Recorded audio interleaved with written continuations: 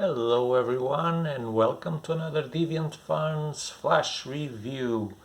So what do we have here? Marvel Premium Edition Avengers Versus the X-Men. Yeah, they have some history of not going along 100%. Okay, the Avengers are mostly human, while the X-Men are mutants, and mutants and humans don't go well. You've probably noticed it by now, at least in the Marvel universe. So this thick book, quite thick as you can see, almost an omni.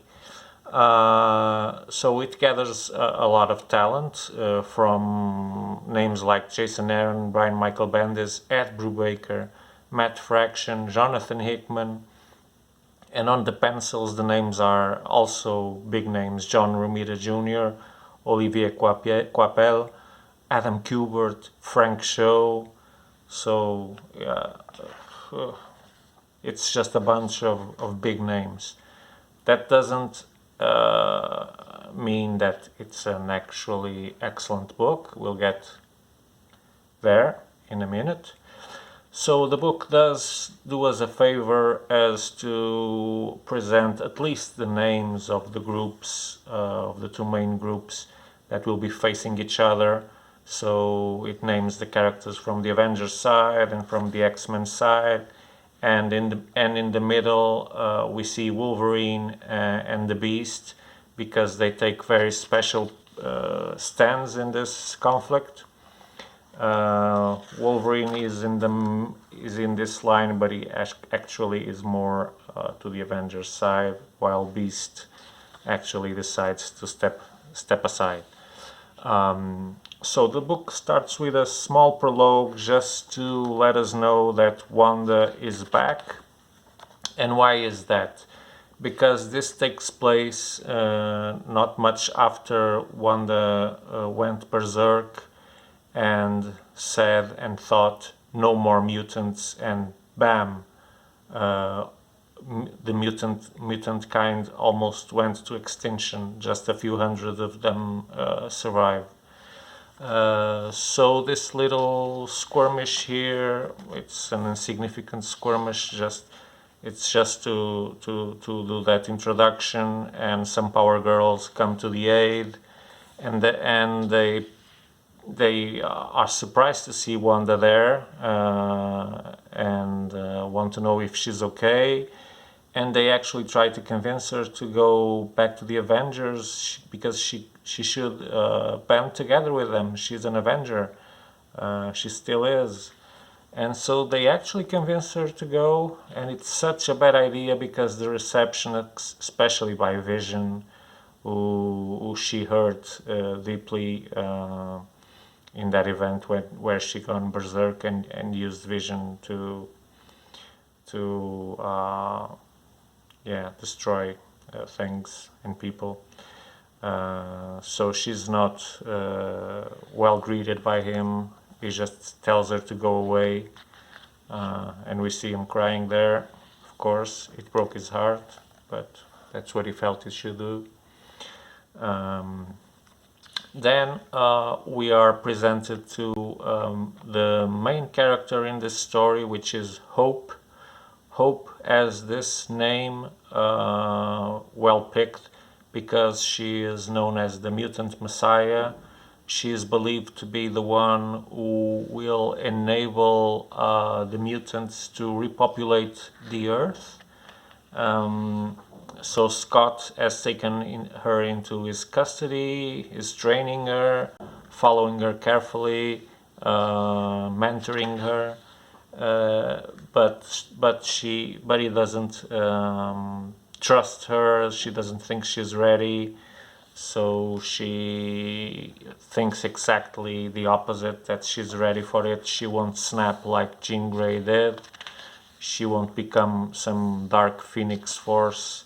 But yeah, the X-Men are not very confident on that, because they've seen the Phoenix and what it can do to people.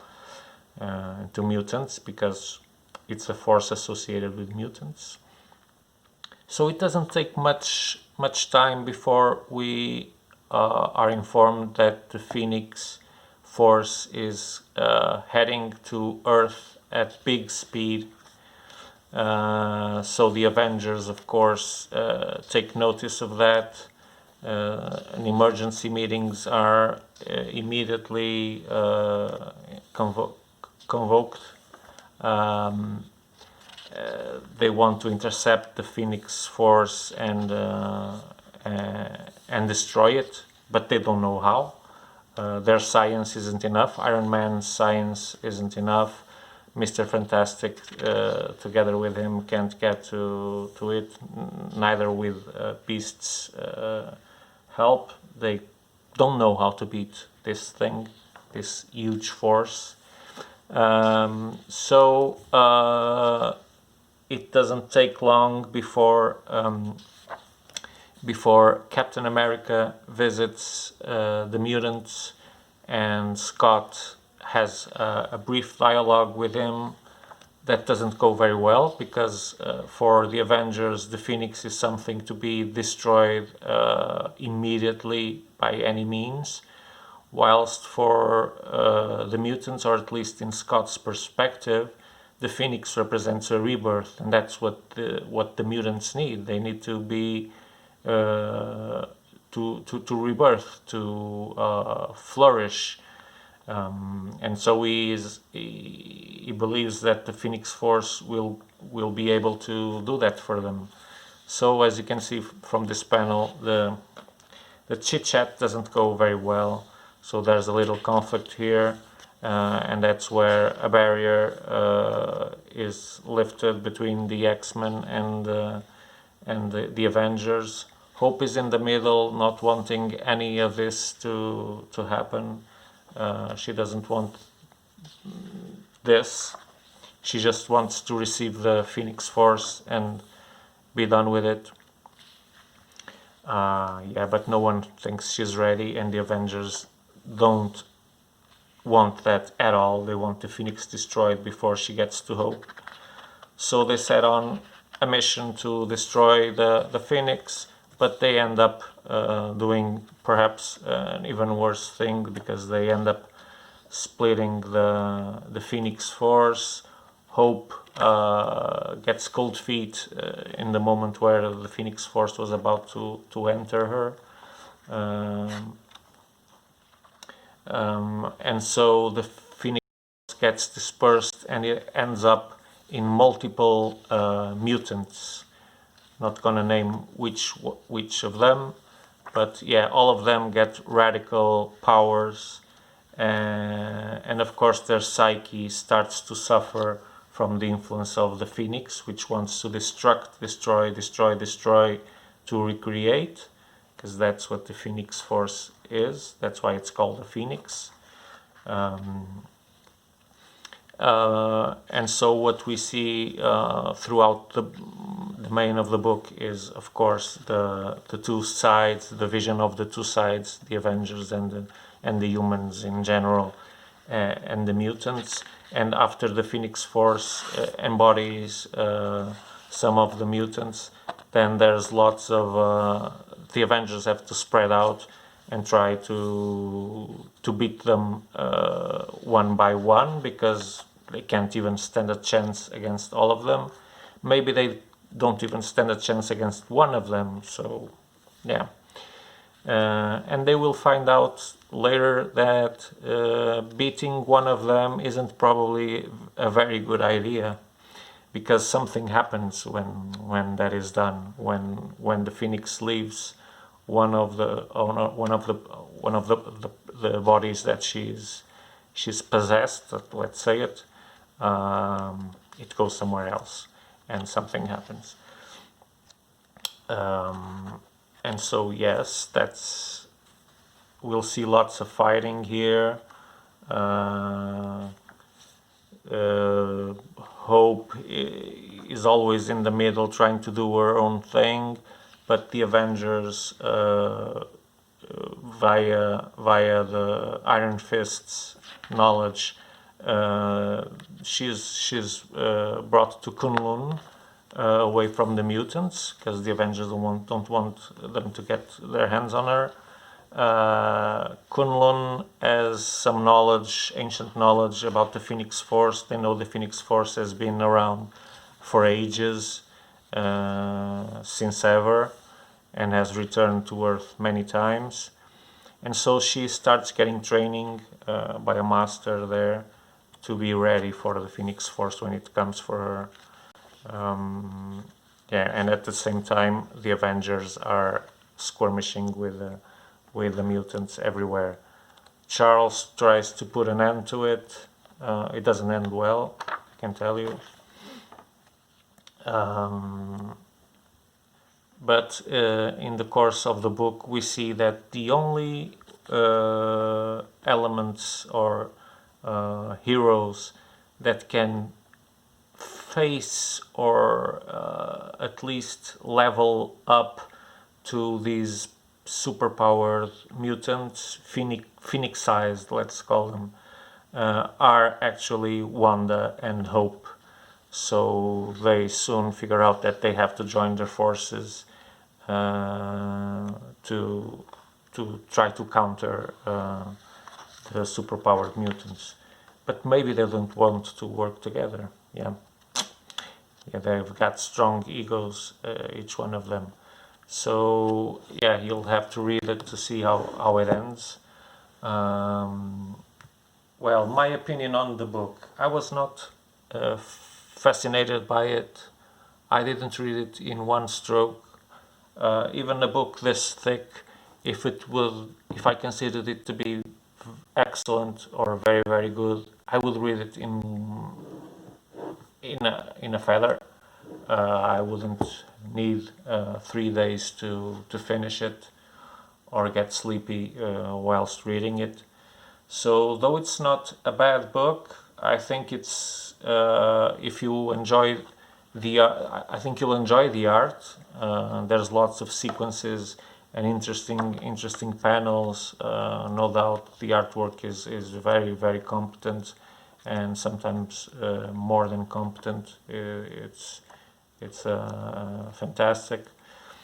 But I found it just to be, well, let's fight here and lose. Let's try and fight them there and lose again. And not much new thing happening. It's just different versions of the same fights. Well, there are some developments with the Phoenix Force that do keep us interested in understanding, okay, how will the Phoenix Force behave? How can they actually try to counter it? Is there a way to counter it? Then we see that Wanda and Hope might be able to do it, but how? Okay, it keeps us interested, but I wouldn't say excited. I don't think the story is the strong aspect of this book, and for me as a reader, the story is the most important. Of course, I love excellent illustrations, and that's why I think the book is still worth to read and see, especially to see. But I can't say that I loved it. Yeah, I have to be honest. I just liked it. So that's my opinion. It probably there's probably lots of people who don't agree with it. Yeah, the names that we see here promise a lot more. Come on, Bendis, Aaron, Brubaker, Matt Fraction, Jonathan Hickman. Yeah, I was expecting a much richer plot and story instead of small battles after small battles, and yeah. So that's it. That's my opinion. It counts for what it counts. Still, if you were interested in this book, you can purchase it at Deviant.fun.biz at a very special price. These are economic versions, though they are very sturdy, well built, super quality paper. They are not expensive. They have a quality price relation that you don't see in many books. These Marvel Premium Editions from Panini UK. Yeah, of course, and you can buy, of course, lots of other books that we have in stock, and also order virtually any book that you think of. Please keep in mind that we're going through special times where distribution is being largely affected. It's taking time to get books and etc. But yeah, we're still getting them and trying our best to fulfill your orders as soon as possible. But it doesn't always happen. We have to be honest, and we can't pretend that nothing is happening, because it is. You know it is. Yeah, and you can visit us at Facebook. You can like this video. You can subscribe this channel so that we can, in the future, I learned this just today, broadcast live via this phone, because I use my phone to record these videos, and it has a very nice camera, unlike the webcam I have for live streaming. So until we get to 1,000 subscribers, we're limited to that shitty image from the webcam. But okay, that's not your fault. Yeah, just have to work harder to get more people here. So until then, until the next video, you know the drill. Keep safe, especially now it's getting worse. Keep yourself at home. Have some nice read-throughs. Yeah, have fun. Have fun any way you can inside your house if you're locked down like we are here in Portugal. So until then, bye bye. Thanks for watching.